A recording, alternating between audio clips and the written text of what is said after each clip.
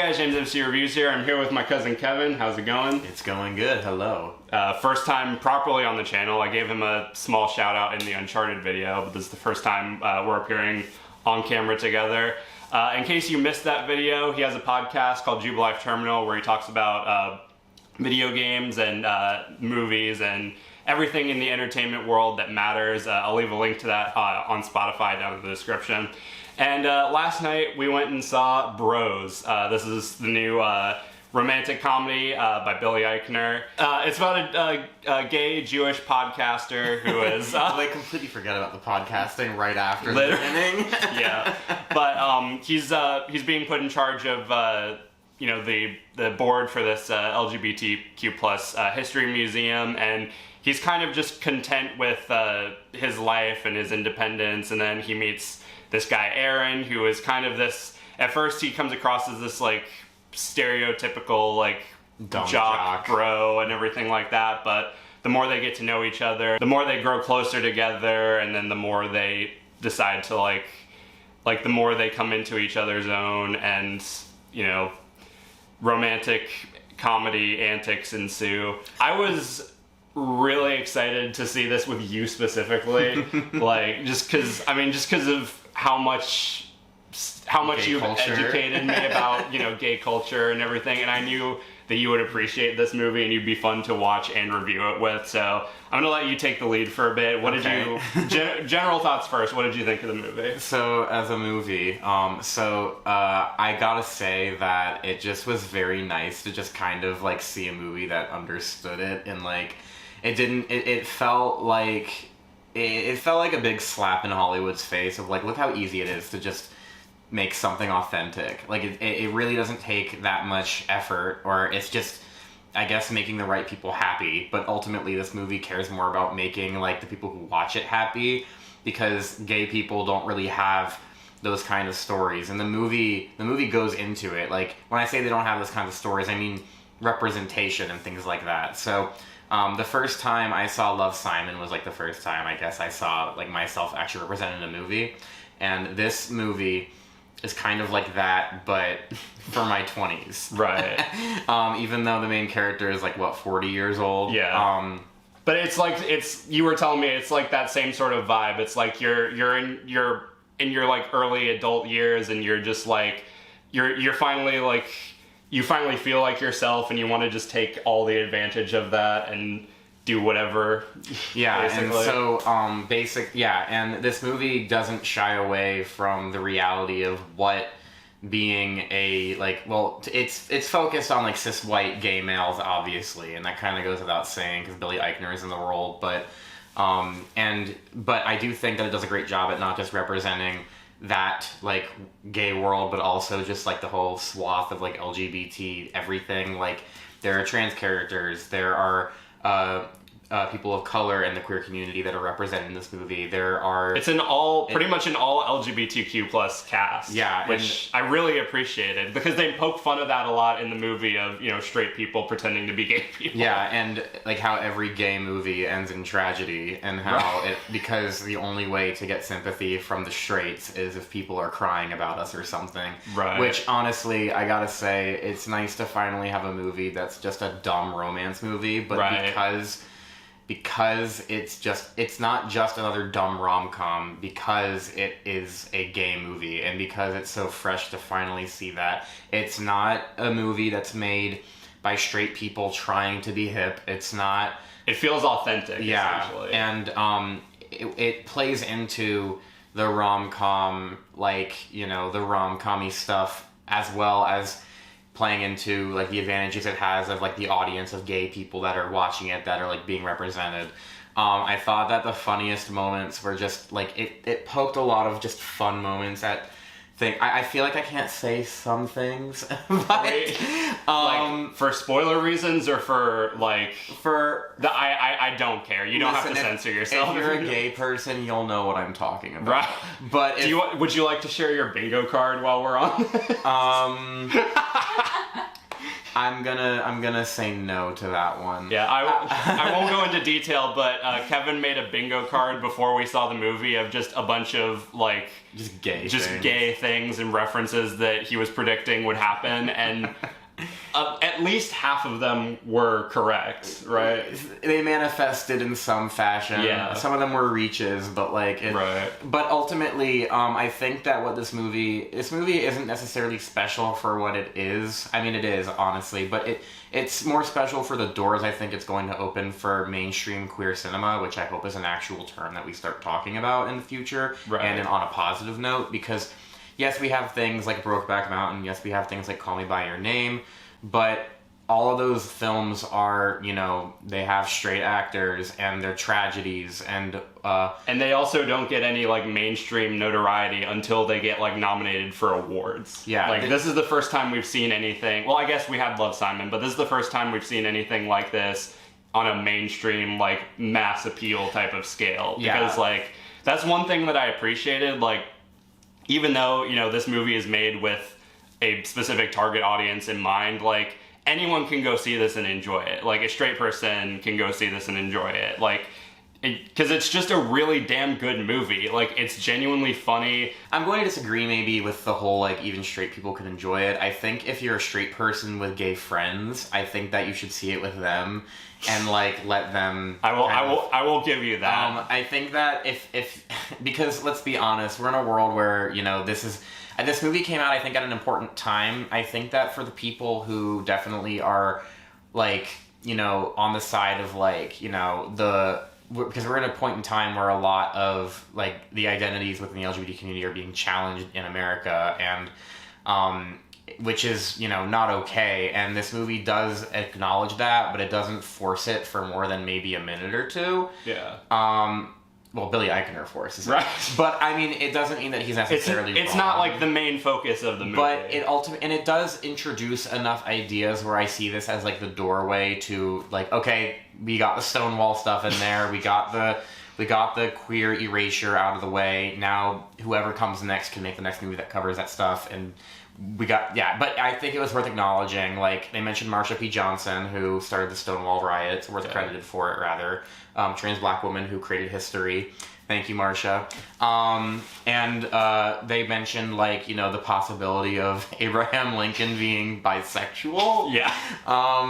And just, a lot of it is a lot of satire, and the truth be told, I don't think that everyone, if you have, like, family members who are not totally down with, you know, the movement of, like, LGBT liberation, I don't think this movie is going to change their mind, but I do think I feel like they'd be a little bit more confused. Yeah. Like, I feel like that's why I'll give you that if you're a straight person with gay friends, you would enjoy it, because if I had gone into this without you and without all of the context that you gave me, I would be like, what the fuck is going on? Yeah, but I do think that ultimately, like, it's going to go down in history as, like, I think that everyone should go see it, just because, like, this movie deserves what it's trying to do, and it's trying to basically prove Hollywood wrong with literally all of its habits and its approach to queer cinema, and even though it's not, like, Oscar bait, it doesn't really have to be, and right.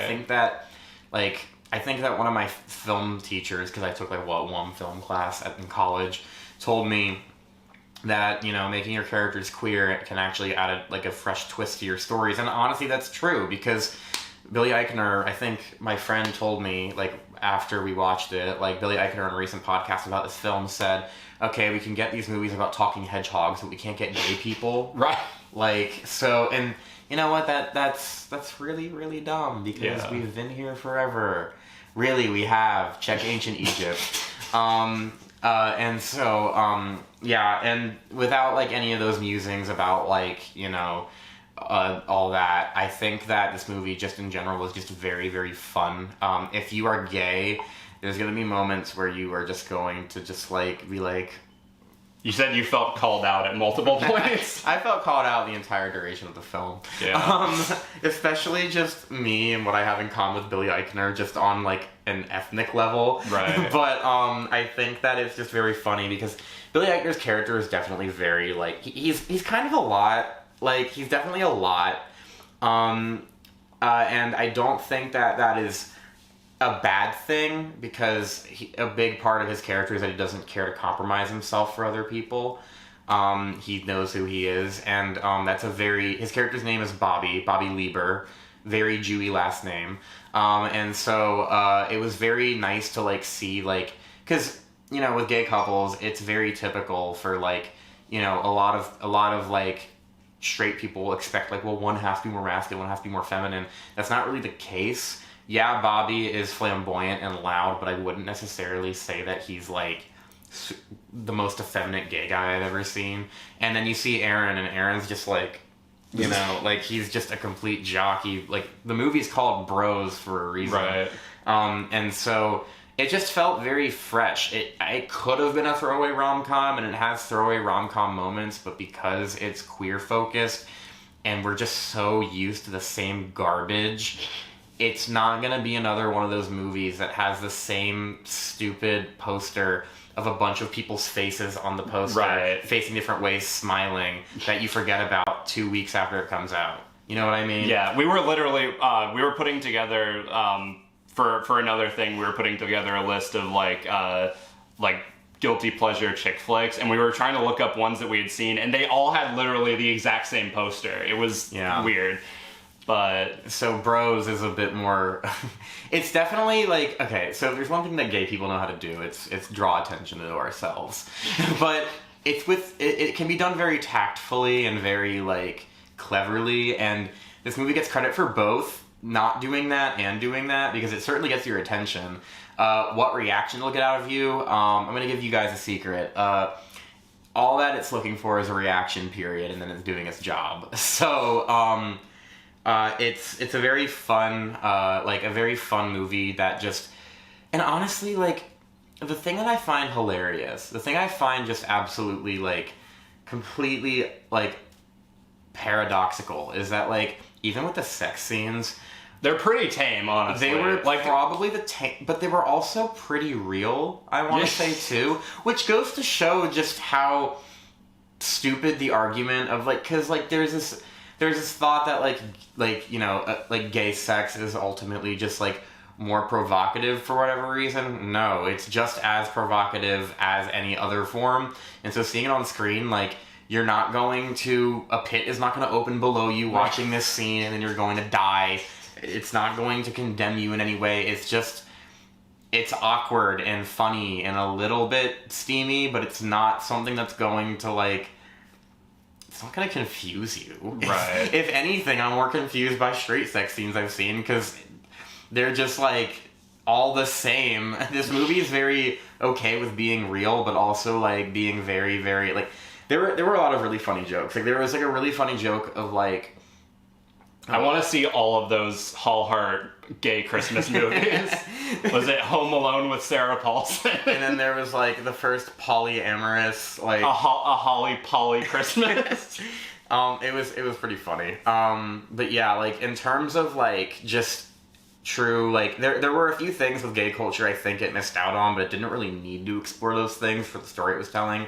It does kind of, like, there's a lot of modern things in gay culture that I can't even get into because of just how much of a laundry list it would be to explain everything. But go with a gay friend unless you are a member of the Alphabet Mafia. Just go with your friends and have them all laugh at you because of how called out you'll feel.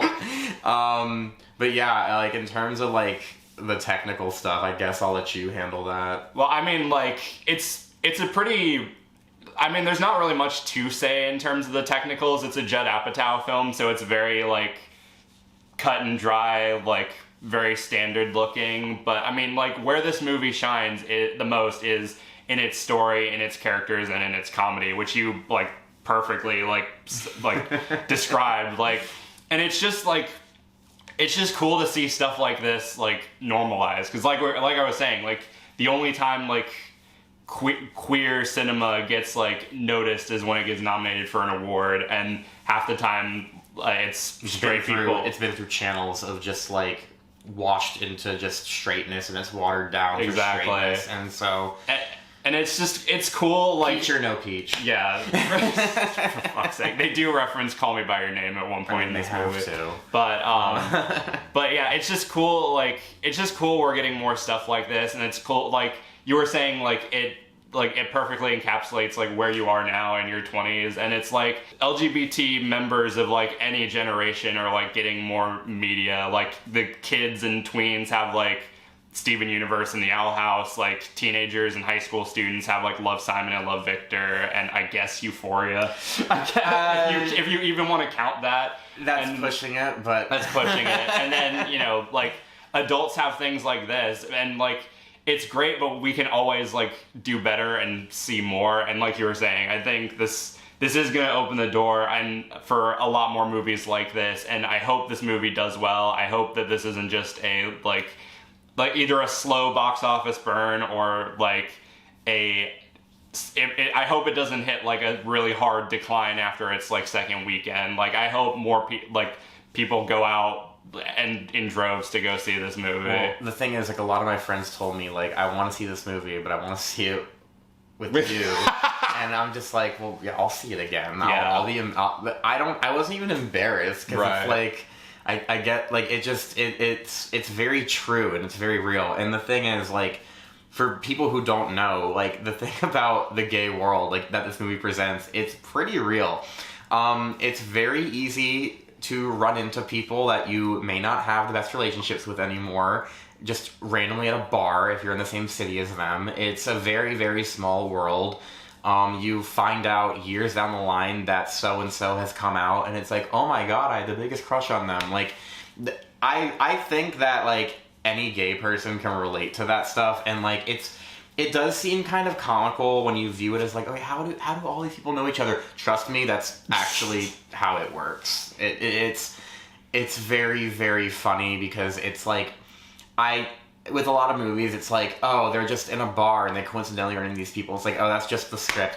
No, that's how it is when you're gay. That's just actually how it is. So, yeah, and because you were saying like how like really authentic it is, it kind of, I don't want to say 100% makes up for a lot of the like typical rom-com cliches that you see in like every other movie, but it does help them like be a little bit more believable. Like obviously you have the third act breakup where one person sees something that they're either not supposed to see or is a misunderstanding, and then they break up and then they're sad for a few minutes and stuff like that. And then they try to make it work without the other person and they have a little arc, I guess. I do appreciate one, it didn't that didn't last for like unbearably long, because like you like seeing these two together. They're a genuinely great couple and they have great chemistry, but like they do have that meeting halfway through where they apologize and they clearly want to be together, but Bobby is like, oh, I don't trust you, and I've been alone my whole life, and maybe that's like how it's meant to be, maybe that's the only thing I'm good at and everything like that. So I do appreciate that. I do think that, I mean, there were a few moments where it's like, really, you're letting them off that easy? Because there are a few moments, like, some of the things that Aaron does are borderline unforgivable. And the thing is, with gay relationships, it's a lot messier because there's a lot less monogamy in some relationships, which is perfectly okay if that's what floats your boat, if like that's what you and your partner agree on. But like, it's very hard to define, and that might be where I think a lot of straight people might not relate to this movie as much, just because it's not as simple as, like, it's not that gay relationships don't have any particular, like, commitment to them.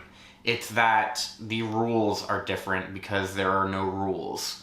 And it's kind of like whatever, like, the community builds it up to be. And so, but it's just, even with that in mind, I do think Aaron got off a little too easy towards the end, but I can forgive it because this movie is historic.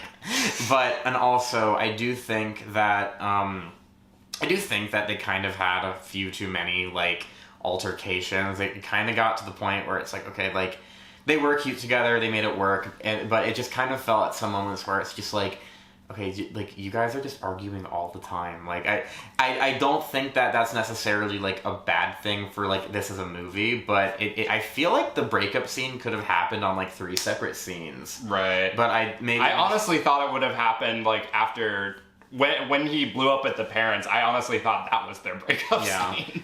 I thought it was too, but it led into it, I think. Yeah. But I mean, it's fine though, because like ultimately, like, this movie just has so much packed into it that's just like very, like, they went to Provincetown. I laughed so hard at that. That's like, for the straights out there, Provincetown is a huge gay, like, vacation spot. And when they said they were going there, I just rolled my eyes because, like, I think I know, like, at least 10 people that were just there. And so, and then just, you know, everything with the museum was hilarious. I honestly hope it becomes a real museum in some like, maybe not 1-to-1. It was a little too, like, cartoony in some moments. Amy Schumer as well. What was it? Like, Eleanor Roosevelt? Yeah. Yeah, but, like, honestly, I think that what Billy Eichner was trying to do is just, the whole point of this movie, yeah, it's a rom-com, it's a plain old rom-com, but it's also a gay rom-com, and it's also saying, hey, we've been here the whole time, stop ignoring us, we're not going to stay silent. And yeah, it is a little preachy with that, the whole, like, you know, I think that him being, like, you know, on the board for, like, LGBTQ history for the museum, I think that character, there are a lot of people like that. I do think that, you know, for a movie like this, I think that exposing people to those things firsthand is good. It doesn't really drag the movie down. I've already kind of said this, but I do think that, you know, it might feel a little preachy to some people, but ultimately what Billy's trying to do here is just kind of be like, he's just trying to make up for lost time. There's, like, a line in the movie about, like, things catching up. Like, the world caught up to us too late or something. Yeah, something to that which degree. I think is kind of like a reference to the 1980s more than anything. And, like, you know, but the movie doesn't really talk a lot about that. I think that it's really kind of just trying to focus on the here and now. It doesn't, like, pretend it's not there, but we've gotten enough movies about that, and, like, I think we even saw, like, an ad for one, like, before the movie started, and, like, was that Jim Parsons one that like walked in on? Yeah. And I think, like, while there is a place for those, it kind of just adds to the list of depressing gay movies. Right. So, like, this movie's just kind of here for you to get a laugh and, like, get a stupid love story, but because it's queer, it's different, and it deserves a lot of credit, and I hope that, you know, it proves its point. It's trying to prove a lot of points, and I think that there's enough people talking about it, there's enough advertising for it, and I hope ultimately that we're adding to that. Like, let's make this movie a hit. It deserves it. It's really funny, and odds are it might help someone out there who's not really knowing where they are in terms of this stuff, because ultimately, in my opinion, the best thing media can do for you is give you clarity to who you are, whether its message is good or not. But this movie's coming from an authentic place, even if it's very crass and very showy in a lot of ways. So, and if you're just looking for something that just makes you feel valid, it definitely did that for me. You guys made sure of that. Yeah. so thank you guys for validating me.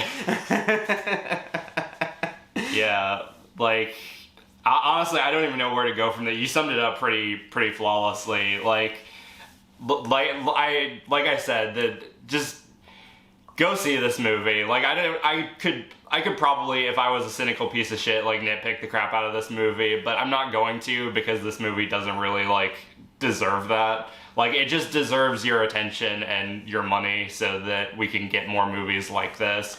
Yeah. And above all else, aside from, like, you know, on top of all the, like, historical, like, significance and, you know, the importance of this movie, it's just a fun time. It's entertaining, and it's sweet, and it's hilarious, and, like, sometimes, like, that's all you really need in life. There were some great moments where just in the audience, like, we went with a whole group of friends. And it was a packed house, which I was really happy about. Just, like, the comments we were making, just, like, I remember there were just so many. There was a moment when I, like, got into my chair like back, and I was just like, I'm just like, this is too much. Like, this is too much. And then just there were moments where we all squealed. There were like, I remember like when Aaron said something awful. Yeah, I was like, you were the chosen one. And the audience didn't care. They were along, like, we got a good pack of people. And like, one of my favorite moments was because Billy Eichner's Jewish. Of course, there was some Jewish humor in there too. There was this great moment when when Bobby and Aaron were picking out a Christmas tree, and I'm like, wait, I thought that his character was Jewish. And then not even a second later, they're walking with this giant menorah, and I'm like, there it is, and the whole audience laughed. It felt like a scene in The Room or something. Honestly.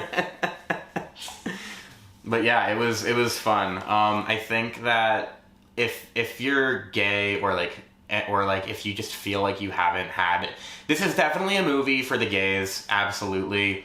So like, all of you guys, be the first in line, but bring some straights along. And then maybe have your parents watch Love, Simon and Love, Victor first, and then take them to see this. You know, it'd be funnier if you took them directly to this first, just to get to see their reaction. But yeah, and ultimately, I think that, you know, it's a very real story, even though it's also dumb and cliche. It takes advantage of that. I feel like I'm going in circles now. No, it's all good. Yeah. See Bros. Exactly. What would you give it? I mean, I can guess your rating, but what would you give it out of 5? I'd give it like a 4 out of 5. It's not like it's not like groundbreaking cinema or anything, but if you're just looking to have some fun, like, this is one that's gonna be talked about for, I hope, a while. Yeah. So. I'd say the same thing. 4 out of 5. It doesn't really need to be groundbreaking cinema. It just needs to, you know, it needs to exist, and it just needs to be entertaining, and it did both of those things pretty well. Yeah. Yeah, I think that about does it. Thank you, Kevin, for joining me. I'm glad that you were able to, like, shed some light on the High things five. that... Oh, sorry. I thought you were just waving. I'm like, wait, what? I'm glad you were able to shed some light on the things that I am not educated on. And and above all else, I'm glad you enjoyed the movie. I was really glad I got to see it with you. I was definitely the target audience. Yes. And I mean target. But, yeah, like I said, go see this movie if you haven't already. Let me know down in the comments if you have seen it, what did you think of it? And yeah, until next time, be sure to like, subscribe, ring the notification bell so you can stay up to date on when I'm posting. Follow me on all my social media, subscribe to my main channel. Go listen to his podcast. It's on Spotify. I'll leave a link to that in the description as well. Hi, Jared. We'll see you soon for that Mario episode. Thank you guys for watching, and I'll see you later. Adios.